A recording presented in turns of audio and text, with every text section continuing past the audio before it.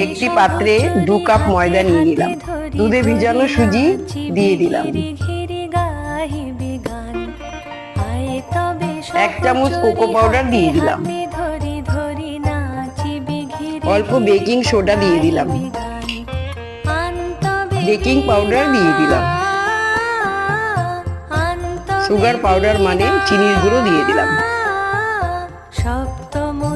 ছোট কাপে আধা কাপ রিফাইন অয়েল দিয়ে দিলাম। জল দিয়ে বেটারটাকে পাতলা করে নিলাম।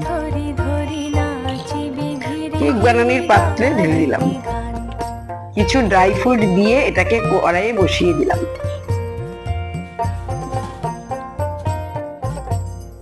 1 ঘন্টা পর দেখুন আমার কেকটা এইরকম হয়েছে।